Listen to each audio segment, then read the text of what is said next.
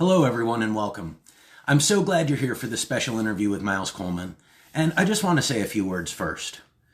You're going to hear a lot of discussion about different conditions and treatments in the course of this video, so I want to be really clear about a couple of things before we get going. First, neither I nor Miles are medical doctors. Now, Miles has a tremendous body of knowledge and clinical experience, and he's been treating people for a very long time with these methods. However, do not take anything we say as an encouragement to change, start, or stop a treatment regimen prescribed by your doctor. If the interview raises questions for you, that's wonderful. You can send any questions to Miles's email. However, as he makes clear throughout the interview, herbalism is a complicated subject that must be tailored to the individual by someone with a lot of expertise. Don't go it alone. Talk to your doctor and work with qualified practitioners in other arts like herbalism. This isn't the kind of thing where you can watch a video, even one as wonderful as this, and figure it out for yourself. If you want to go this route, talk to an expert like Miles or your doctor before you do anything. And now, on with the show. Welcome everybody to Illumined's very first ever expert interview with Miles Coleman, one of my dear friends. He's joining us today to talk about dementia from the perspective of his background, and I'll let him talk about that. As I don't want to goof any of it up, and I want to give you the most accurate. But he is in the Gao family lineage, which is a very prestigious Taoist lineage of it's martial arts, it's herbology, it's qigong, it's several different elements that in Taoism combine to create a healthy life. He's also studied with Michael Tierra in the West, who is a very renowned herbalist. And he and I actually met through martial arts. I had found his name in a publication by a martial artist who my teacher really respects, and I've grown to respect a lot. And he recommended Miles for some herbal treatments, and so I approached him, and just over time we really bonded. I appreciate his approach and the way he talks about things, the way he frames the discussion, and is willing to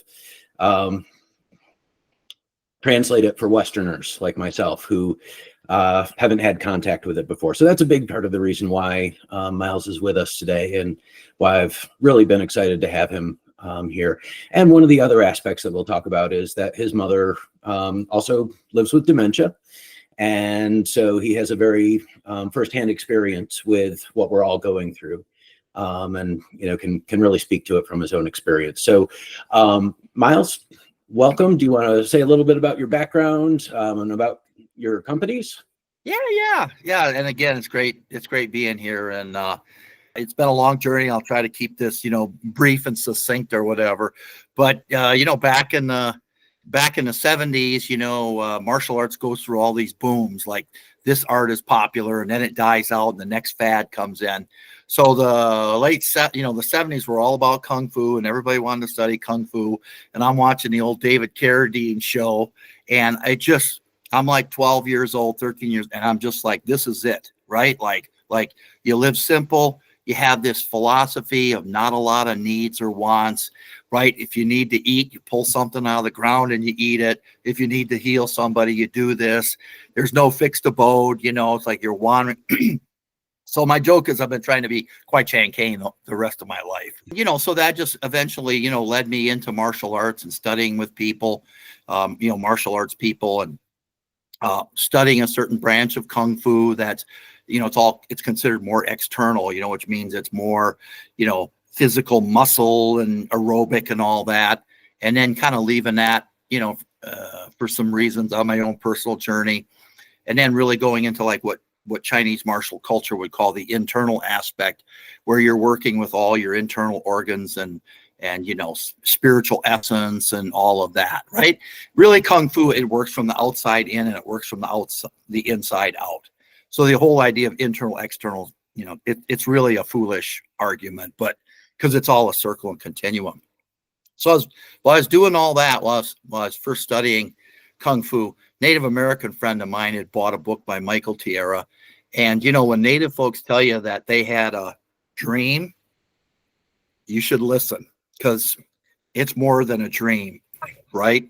And he's like, hey, I had a dream last night that you were going to be a famous herbalist one day, and you need to read this book.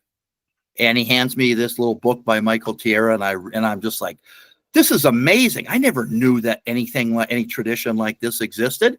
So then in the back, I find that, he's got like a long distance learning program. So I get it. And I would not say up to this point really that I had some big fascination in plants. Like a lot of times I feel as an herbalist that I'm kind of an oddball, because most of the herbalists I know are just absolutely in love with plants. I mean, they would just like throw themselves, the best thing would be to just throw themselves into a pile of whatever herb and make love to it. You know what I mean? And I never really had that. I think for me, it's more about the knowledge and what it can do and the application, and then like the continuance of that information. Anyway, I got involved in it. I started going to Michael's school. I went through all that. Pretty quickly, I became a teacher for him. I was teaching Qigong. I went through his whole program. I mentored with him. I got involved with the American Herbalist Guild, which is the only herbal accrediting organization. Now, having said that, if we get, if we get acupuncturists watching, you can get certified through all the acupuncture organizations and that. But if you're talking like the lay herbalist movement, which is what I'm in, there's really not any kind of regulation, governing bodies, all that kind of thing. So I did that. I taught for Michael's school for 21 years. And then I got this, life kind of gives you lemons, and then you get an opportunity to make lemonade out of it. So I was at this point in my life where I was, seeking more financial whatever. And I went off on this thing. Oh, I'm going to move to a big city and make all this money. And that kind of blew up in my face, and I kind of lost everything. And then I had this epiphany of like, hey, you know what? I think people would actually pay me to come to their town and teach them herbal medicine, right? So then I literally spent like 6 years plane, train, automobile, bus, traveling all over the U.S., everywhere, like teaching herbal medicine. And then the next stage of the epiphany was like, well, everybody seems to think I know something. I'm not sure about that, but I think I'll start my own school. And so, that's like in about 2016, 2017, I was still teaching for Michael, but I started my own school kind of based on my own clinical method that I've, developed over decades. And we had like first generation of it that really kind of like became like this high level finishing program for all kinds of other herbalists. And now where I'm at, and then, COVID took that out again. Right. So I'm like, okay, we're going to start all over for the whatever time. And then, so I'm rewriting the curriculum and like making it totally focused at like beginner people. In the middle of all of that, you had some disillusionment about martial politics and stuff. And I was like, screw it. I'm going to go be a Taoist, right? I'm going to go find the real Kung Fu, right? Not knowing at the time that I already was studying the real Kung Fu, but, I'm going to go learn it from a bona fide Chinese teacher, and whatever else, And so then I met Master Gao, and here in the States.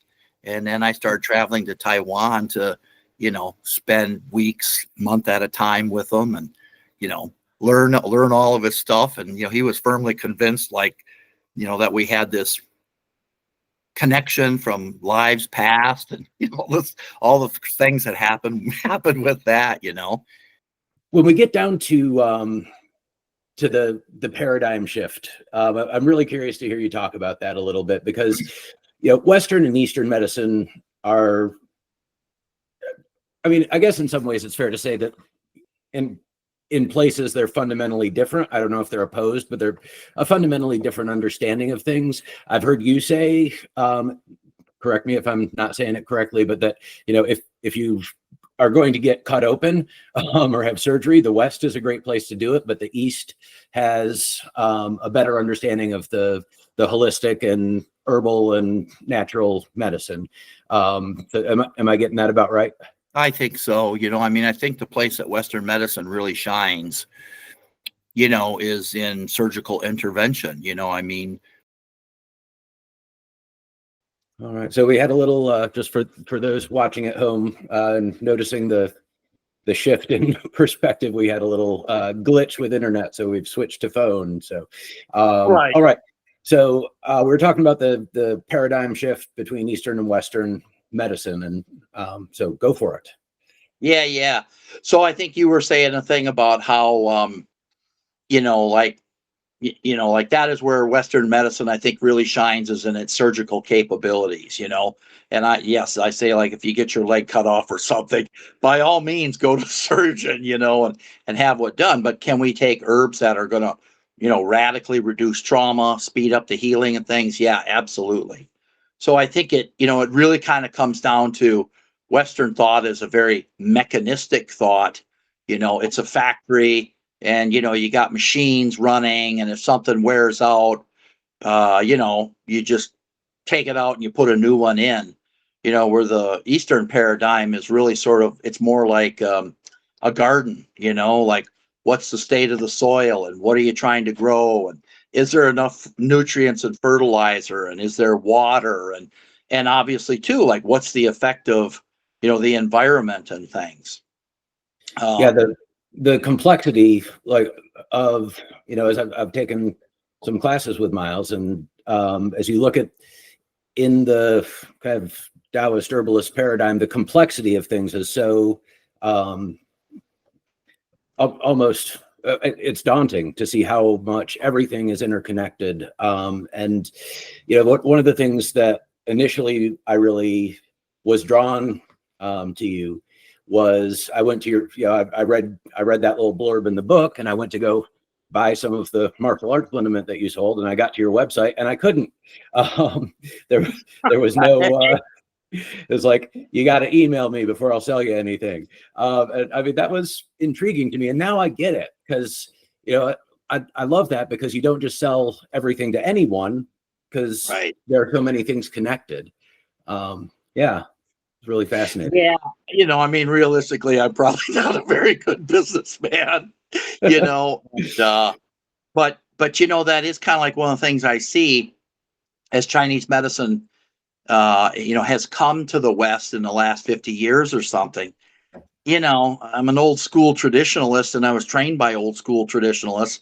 And, so I see it kind of, I think, de-evolving into this kind of, plug and play thing, right? So in the herbal tradition, if we say, like, plug and play herbalism, that's really like what most people think it is. It's like, oh, I have X problem, so I take X herb for it. Where in all the old herbal traditions, it was like, well, okay, you have X problem, but maybe here's 15 different herbs or combinations that could benefit it. So then what that immediately means is that you have to have a way to understand the person who has X problem, not just X problem is everything, right? Right. I am super curious about, I honestly have no idea, how is dementia perceived in the East? How are treatments different in a traditional Taoist methodology? How has it always been looked at over the thousands of years? So I think, like, one of the things you have to understand about Chinese culture, that at some point, or maybe it's always been that way, but at some point, developed this idea that you should be healthy, active, and vital way into your old age. And all the Chinese classics always warn against, spending your old age in your youth, right? So if we look at modern Western societies, it's like everybody has to make tremendous sacrifices, really, on things you shouldn't be sacrificing about. I was just going to say, was there, I mean, we obviously have a different experience in modern culture. I don't know about modern Chinese culture, but in the West, where, I think I recently read something like 1 in 9 people in their senior years has dementia, which doesn't sound like it would fit into that paradigm, and or into that philosophy and what you're describing. So is that do you know if that's something that's happening in China now as a result of modern life, or are people just living longer than? I don't know. What do you think? Yeah, I think there's a lot of factors in that. I had a martial arts friend of mine a number of years ago had moved to China and had a stroke, and wound up in a very modern Chinese hospital. But literally, like if you're there, there's literally like three doorways. You can literally go in and say, "Nope, I only want to be treated with traditional Chinese medicine." "Nope, I want Western medicine," or "I want a combination of the both." So it was fascinating for me watching him and talking to the family and seeing that he was getting TCM diagnosis and TCM treatments, acupuncture and body work and herb formulas. At the same time, he had a Western diagnosis and he was being, treated for a stroke. So, I How did think that? they are Sorry. How did that result for him? What was his experience? fantastic. And I think like the family freaked out because again, there was this idea like, oh my God, he's in this, you know, Chinese hospital that nobody knows nothing, and they're Mhm. applying them with all kinds of bat guano formulas. I mean, there's a real ignorance about Chinese medicine. I mean, you are looking at a medical tradition that has roots stretching back 15,000 years. And while it's all based on empirical knowledge, it's every bit as sophisticated, technical, clinical as anything you're going to see in the Western society. And again, I think a lot of people just think it's like this plug and play thing, where it's just like, oh, well, you got this problem, you just take this kind of stuff. Yeah. So, yeah, he recovered phenomenally. Now, he was a martial arts guy, he was an old kung fu guy for a long time. And I think we always have to appreciate, that things that play into this are your constitution and and your diet, lifestyle, right? And like just plain dealing with your stress, having some type of healthier eating and movement would probably increase most people's health 75%. Yeah. And we're so indoctrinated in this country that's like sacrifice all of that, wait for the big catastrophe, and then hope that somehow Western medicine or herbal medicine or whatever is going to compensate for a whole lifetime of self-abuse, right? And I want to say this really quick too. you know Most people will think, when if you say Chinese medicine, they're going to think acupuncture, because that's really the first methodology that came to this country.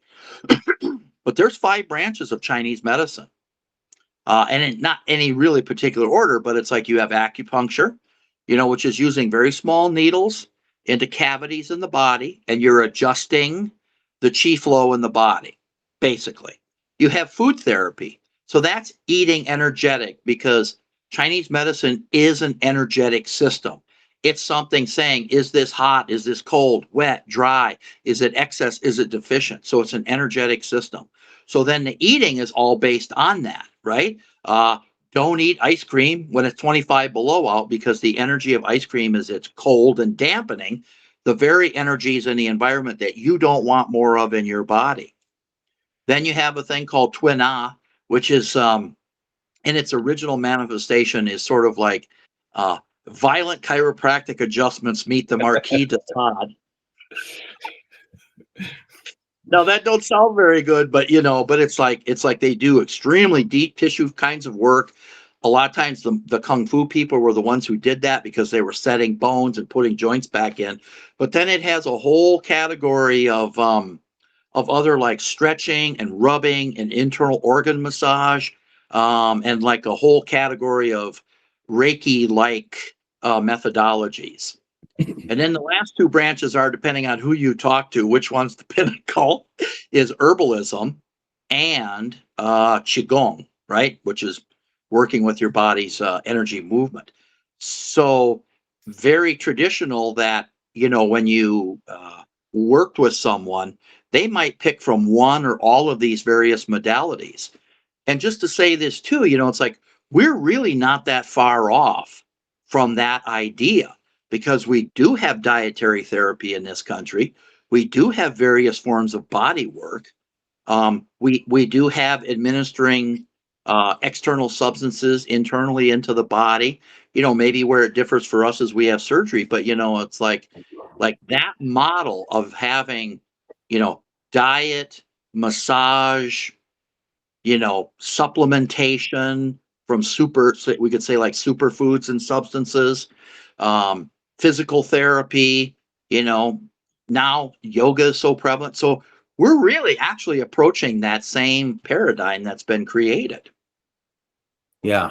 Um, I, I know this one's always a sticking point for Westerners. I'd Yeah. love to get when you talk about chi and energetics, how do you explain that to a Western population that, you know, it's just, we can't conceive of it because we can't put it under a microscope. So the way you can think about chi is that it's bioelectric energy. So we know that we can measure brain waves. We know we can measure the heart. We know that we can measure these electronic impulses, right?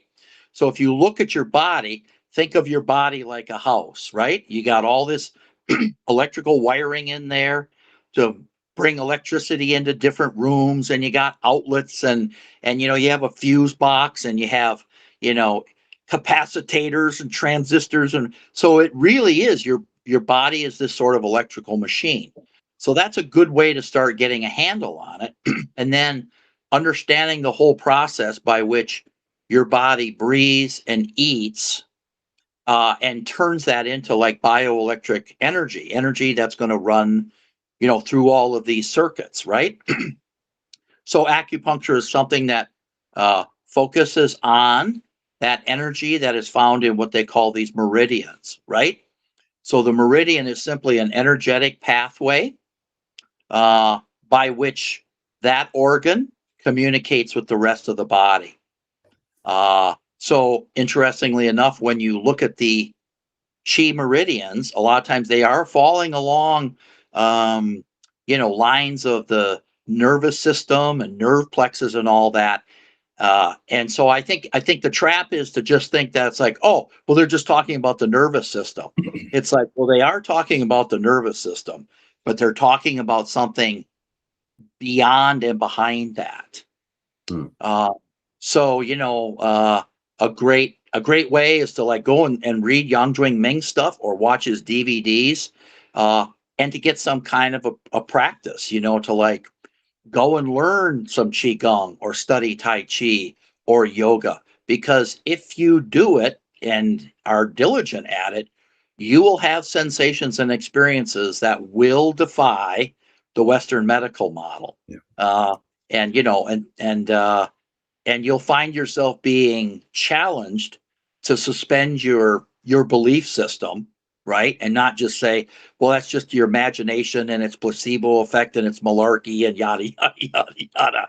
And I will say this, not plugging me, but it's like I have file cabinets. I mean, I don't know how many thousands of tens of thousand clients that I have seen in my 30 years of doing this. And I can't tell you how many clients that I've had that were thrown away by the medical establishment. And it actually took very little effort on my part to correct the problem. I'm curious, you know, kind of going on what we're talking about. I think there is the tendency to either, because we like, I think in the West, we like things to sound Latin and complicated. So when we Yeah. talk about, a wind damp evil, I think Right. we go into kind of two camps of the people who go, well, that's ridiculous. That's not science. That's, garbage. And the other people who say like, oh, miraculous secrets from the East that will cure all my ills. And getting back to our Right. dementia conversation, I mean, you've treated my mom with her dementia. Surely if there were a magical miracle cure, your mother would not have dementia. So what can we look to the kinds of things that you do for dementia treatments? Right. So I think you could take all of Chinese medicine and you could really kind of break it down very simplistically, and say that it's all based on, there's a variety of sort of like theoretical understandings that turn into treatment tools. But we could really basically say that there's 4 fundamental substances. And then you have the idea of like clear out the excesses and tonify the deficiencies. So the 4 fundamental substances would be qi, blood, yin, and yang, right? So qi we know is the body's bioelectric energy. Blood is more than just stuff that circulates in your system. It's a living substance, and it does all of these additional things, right? Yin and yang are really kind of like the sympathetic, parasympathetic nervous system. So you have, yin is the part that says, relax, calm down, go to sleep, nurture yourself, rebuild yourself. Yang is the part that says, get up, get motivated, make things happen. We could also say that the yin part of us is that part of all the neurotransmitters, hormones, things that we need to rebuild ourselves on a deep level. And then that kidney or yang, really could be like our metabolic state. So because culture is one that venerates old age and being healthy and vital into old age, a lot of what you're doing is like protecting these 4 fundamental substances that actually deplete as you get older. So Chinese culture is like, well, we can't stop that process of passing away. But how do we lengthen that whole process of deterioration so that you can stay healthy and active and vital as long as possible? And So then that sounds sort of preventative. very much so. Yep. What do we do once it's in place? Once we have a disease and it's too late, or we weren't able to get in front of it. Right. So one of the beautiful things about holistic systems, is this idea that the body can heal itself, and it can heal itself even in old age. But the idea is it often needs support or help, right? So in Western medicine, the medication's everything. You got this problem, you're going to take this medication until you die. Chinese medicine, herbal medicine says, oh, you got this problem. You just need support and to enable your body to fix its own problems and heal itself, right? And again, I appreciate probably for a lot of people that this is going to sound like a very simplistic approach. And like a lot of things Chinese, it's incredibly simple, but at the same time, it's incredibly complex. So even if you have somebody who's very elderly and, let's just say, man, like qi, blood, yin and yang are just, gone, you still can rebuild those substances. You still can do things to help people reclaim their health. I think what I've seen is, just again, you treating me, we'll come up with a theory and you'll send out some stuff and I'll do it for a week or two. And I'll say, Miles, I got nothing. This is, my elbow still hurts. My knee still hurts. I still got a cough. They say, well, let's go this route then. And it's very experimental and it's very to the, done correctly. It's very much to the person, and results may vary. It's a very variable thing. And it really is person by person in my experience anyway, that, going to my mom's treatment, we got good sleep, that wasn't the whole thing, but she has restless leg syndrome. And, we didn't, again, it's not like we reversed Alzheimer's disease, but we were able to take care of that item so that she could sleep better. And, that's a big improvement. That helped her a lot. So, I think it's, and again, she did the whole interview and talked to you and you got to know her, and, she got a really personalized treatment, and some things helped and some things didn't. And we tried again and we were able to get the sleep, and some other things we weren't able to get. And, to me, that's the fascinating part of it, is that's the empirical part, right? I mean, we're doing empiricism as we treat, or as you treat, and every person is an experiment. And there's just no single answer. Yep. Yeah. And right. Because, we are doing this thing where it's like it's more important to know the person we're treating than it is to just know the disease that we're treating. Right. Yeah. So, so like for the people who are watching, an example, would be like Ben talking about their like sleep, and the restless leg thing. So the restless leg thing in Chinese medicine is often, so again, they're using a nature as the model, right? That's where the paradigm comes from, and that's where the terminology and the word concepts and really the word, the worldview comes from.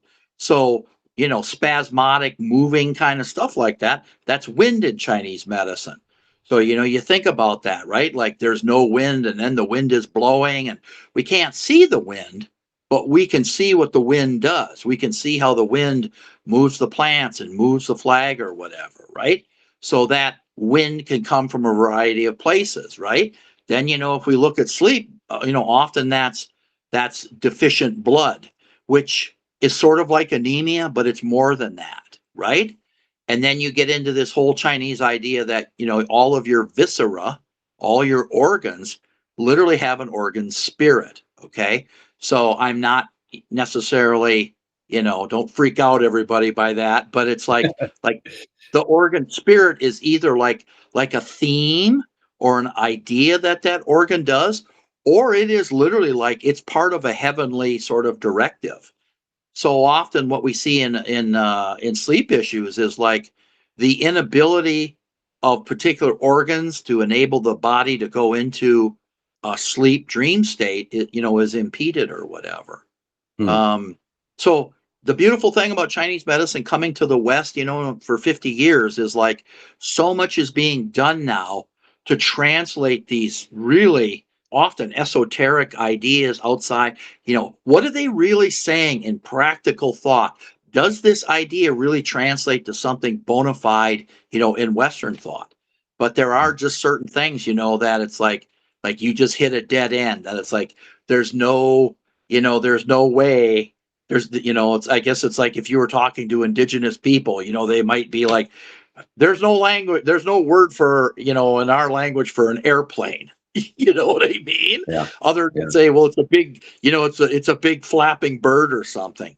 You Yeah. get a lot of the same things in Chinese medicine, where there's just no way to like get a direct sort of, translation to that. Right? Yeah. We got a really, really good question Yeah. from Sally in the group, in the Facebook group, and I wanted to make sure we tackle that. So, Yeah. she says, it's a longer piece, but I'll read it almost in full. There are many types of dementia, and not all of them are characterized predominantly by memory loss. Most are not effectively treated, if at all, by conventional medicine. Many times the symptoms go unnoticed or are explained away. Often a family member or close friend is the first to see the changes. Both of my parents had non-Alzheimer's dementia that was only recognized in the late stages. For both, memory loss was not the predominant symptom.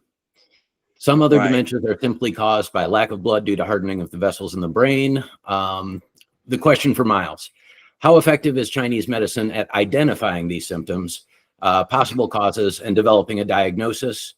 How would the diagnosis and treatment for these differ from an Alzheimer's patient or from any of the other types out there? And how does Chinese medicine address the emotional issues a person with dementia might have? Really, really outstanding questions. That is a brilliant question. So, Chinese medicine, it's built on this idea of what they call pattern discrimination. So it's this idea that like if somebody has in order to understand what problem somebody has, you have to have this ability to like collect symptoms and organize it into a cohesive module, and then you treat something. So to some degree, Western medicine is doing the same thing. But where Chinese medicine will be unique is like, let's just say, as an example, like Ben and I both got an upper respiratory infection. And his head is all plugged and he's got a sore throat, right? But he's got very little mucus. Me, on the other hand, I've got an itchy nose, watery eyes, and I am coughing up a ton of phlegm, right? So from the Western model, we just say, well, it's all an upper respiratory infection, and there's not really much we can do about that. unless it gets serious, and then, we'll treat it with an antibiotic. Chinese medicine's going to look at that and say, okay, that is a wind evil, right? And then it's going to say, okay, well, is it presenting more, excess, more deficient? Is it presenting, more this way as opposed to that way? So what I'm saying here for everybody is that it's like in Chinese medicine, you may have a specific problem, but it allows for this individuation of treatment. So, if I got all this wind and itch and Ben doesn't, Ben don't need herbs for that. He needs herbs for the sore throat and other things. So they do pattern discrimination, and then that pattern discrimination will equal out to usually some type of mother formula. But then that mother formula is understood that it could be varied in an infinite number of ways to meet how that individual is presenting their problem. And that's what makes it so, incredibly powerful and so effective. As far as the emotional component, Chinese medicine recognizes that when you talk the organs in Chinese medicine, it's often they include functions in that organ that Western medicine would say, no, that organ doesn't do that, right? And so they have a much expanded view on that. Well, one of the ideas, if we kind of talk the 5 sort of, main organs, right? If we're talking, the heart, the liver, the spleen, the lung, forgetting one, but and each one of those will have an organ spirit. Okay, so oftentimes mental illness is treated through the heart, right? Because it relates to the mind and mental functions. And so they'll say like signs of mania or excess joy or thrill seeking or other things is treated through that heart. Or maybe we have problems with the Chinese spleen, which will manifest as just like overthinking and over worrying.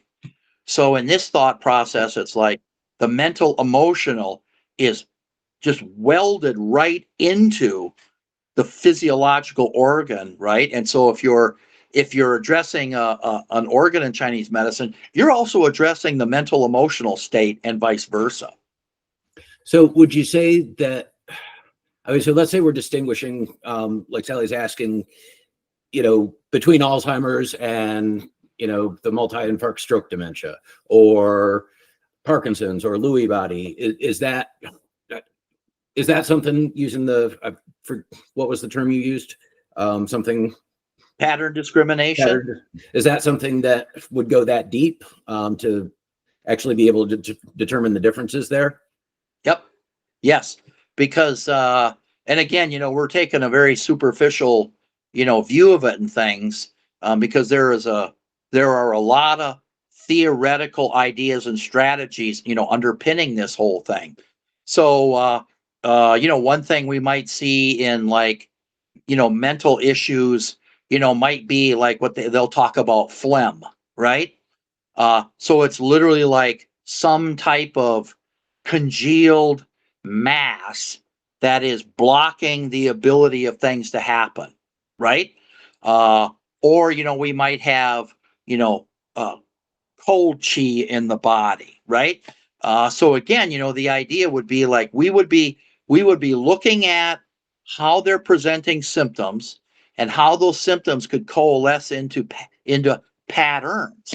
So if we were treating, if typically, like they'll say, like if you had 4 people with the same illness, Western defined illness, there probably would be 4 different formulas and 4 different sort of theoretical approaches to it. And often what you'll see in a problem is you'll see multiple patterns going on. So it isn't just phlegm or it isn't just wind. It might be blood stagnation. It might be chi stagnation. So it's like identifying what is creating the pattern, and then like how you're going to create a therapeutic approach to treat the things that you think are the main causative factors, and thus like start to reestablish, health, balance, a change in the illness or whatever. Would I understand it?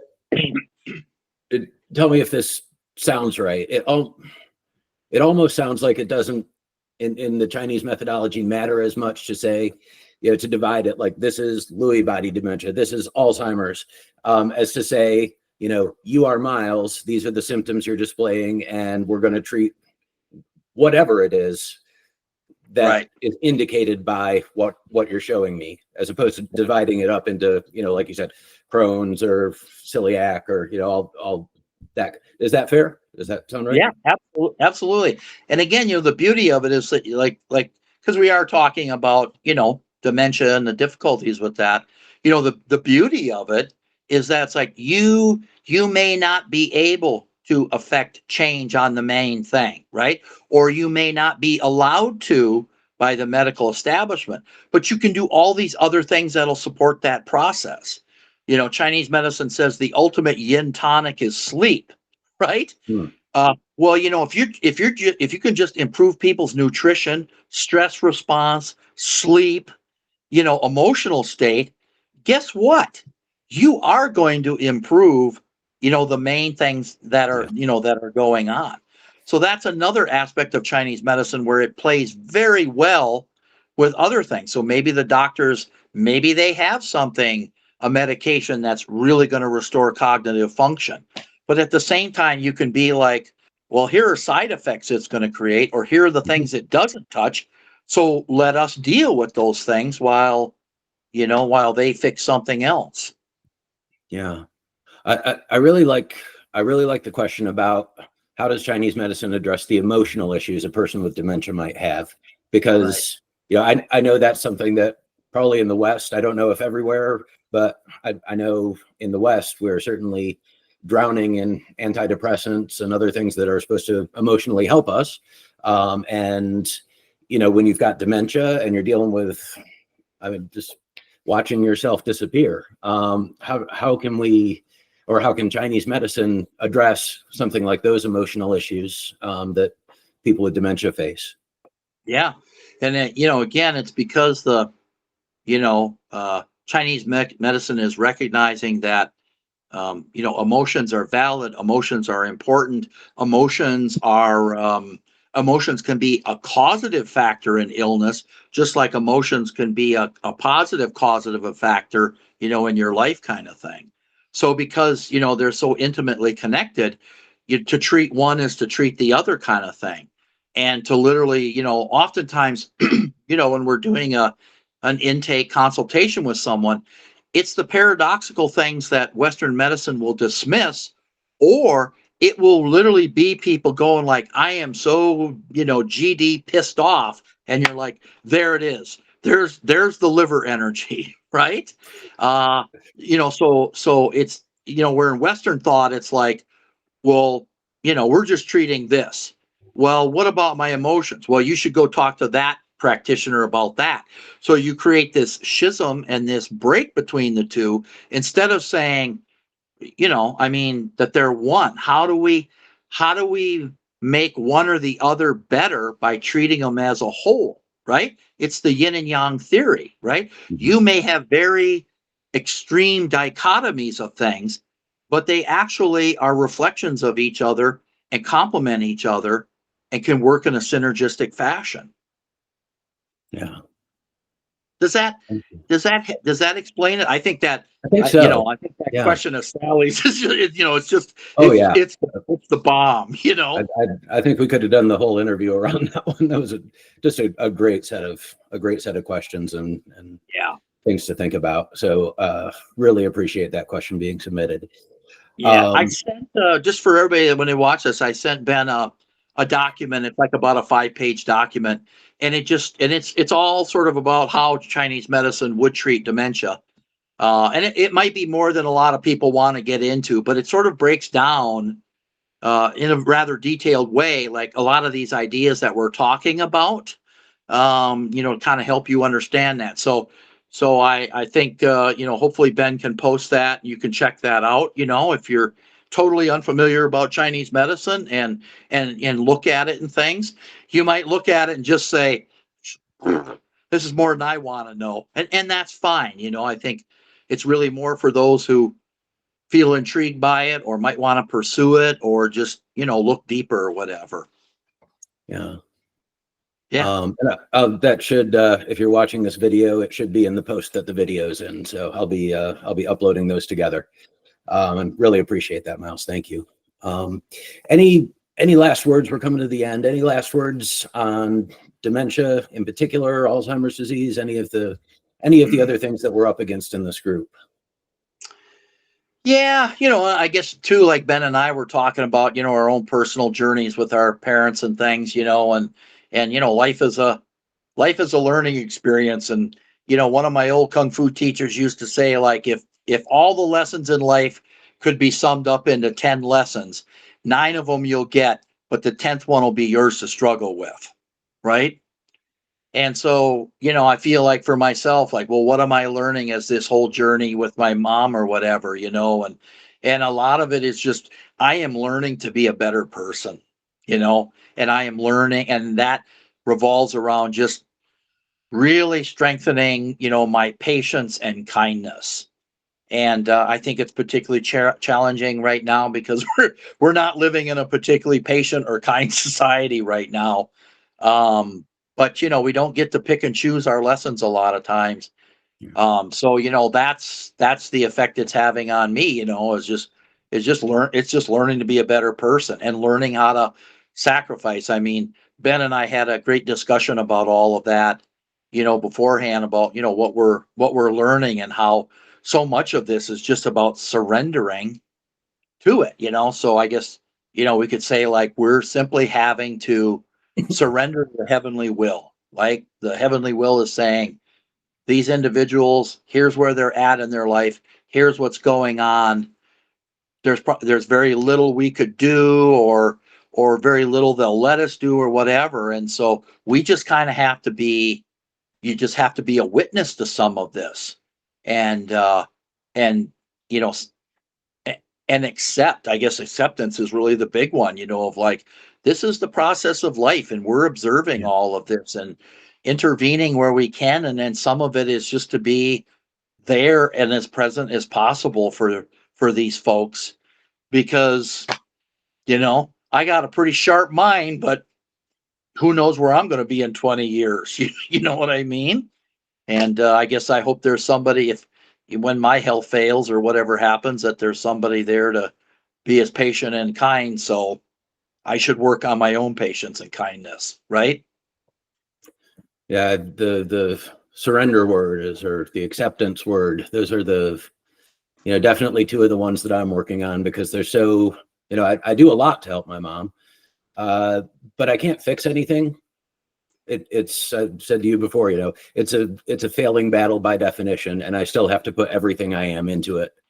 And that's a real tough pill to swallow, because I want to make it better, and there's no way to do that. And the acceptance, the surrender has been a very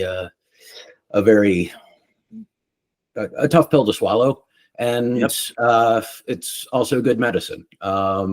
There's one of my martial arts teachers always said, we turn poison to medicine, and we can sit there and chew on the poison, but we can also bring those things into focus on healing ourselves and growing too. I've got a story that I love to tell, because it's about another old teacher of mine. He was my first Zen teacher, and he was a very interesting individual. He was also a Catholic priest, and it was a very interesting mix. And I was having in Zen, you go in with the teacher and you have a private conversation about your practice. And I was very, this was almost about 15 years ago, maybe. And I said to him, I'm just so frustrated with life. Some days I just want to give up. And he was a wise guy. And he said, well, Ben, surrender is the highest form of spiritual practice. and I kind of wanted to smack him, but I remember that story to this day, and I still know he was right. And I'm getting a lot of surrender practice right now. He passed on, but I'm sure he would be enjoying that aspect of it anyway. Yeah. So what are your really quick too, like I do sincerely hope that people, get a lot out of this. I'd Yeah. be willing to bet probably a lot of people were hoping for something like, well, you know, Chinese medicine, we're going to say, well, take ginkgo biloba for this, and and it's like, and I've really done none of that. And so I appreciate that might be really frustrating for people because they're kind of we're really kind of having more of a sort of worldview philosophical talk, Hmm. than actually probably giving people like really concrete things. Take this herb, take that herb kind of thing. But I guess, one thing you and I both have tried to do through this whole thing, is help people understand it's like, well, there are other solutions. There's always other solutions outside of what, the establishment is telling you that there are, right? But it often takes a lot of courage to go explore those things, faith, you know what I mean? And, we're really trying to tell people that, and then encourage them to look for other solutions, and then understand that this method it's very, very powerful. And you can go anybody can go do a search for Chinese medicine and dementia, and you will find all kinds of scientific studies on its efficacy, where people have done double-blind placebo studies and scientific studies, and have corroborated a lot of this, right? So I just want to say that to everybody, that's like, if you don't if you were maybe looking for a specific thing and you didn't feel like you got that, i'm uh, I'm sorry about that, and I understand that, and I understand that they're looking for solutions, and they're looking for concrete answers, and this is a very individualistic, empirical knowledge kind of thing. And at the same time, it's incredibly detailed, specific, clinical, scientific, the whole nine yards. I think that's why a big part of the reason I wanted to have this conversation is because it's such a different way of thinking about things. And that's what I really wanted to focus on in this interview, was not, take ginkgo biloba or, whatever it might be. Right. Because there's lots of places that can tell you that. What Yeah. I'm really interested in is getting people information on how a real traditional practice functions. And the point is that it's not a rubber stamp. The point is that ginkgo biloba is not for everybody in their particular situation. Right. And there are traditional people in America and the West who are doing really good work. Yep. And I know you've taught a lot of them. Yep. And so if people do want specific treatments or to work with you directly, where will they go to? Yeah. So they can they can go to my website. That's www.blackbeltherbs.com, and you can contact me through that.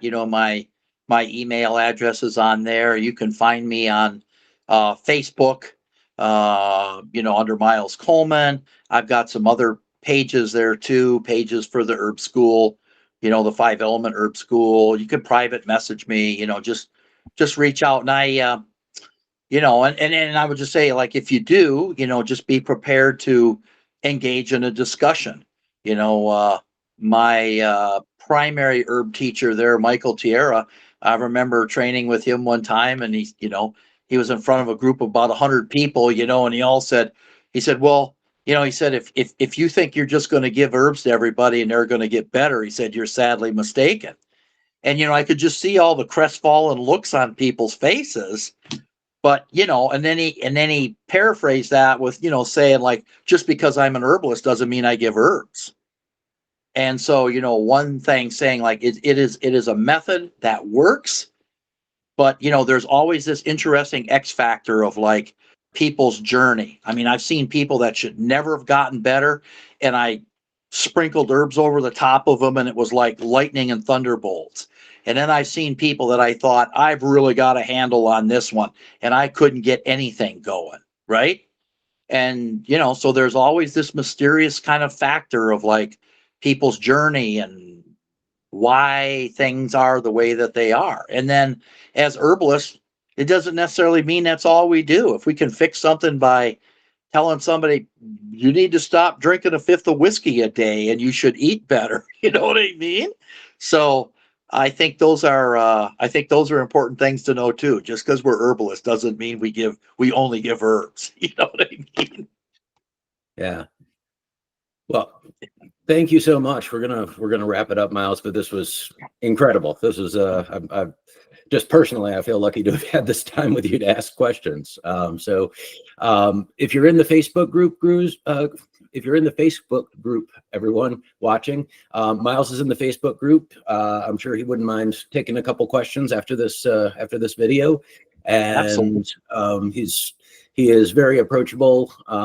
He's very fast to respond if you shoot him an email or a message, and just an all around great guy. So Miles, thank you so much for being our very first interview, and yeah, we'll catch you on the other side or in the Facebook group. Thank you.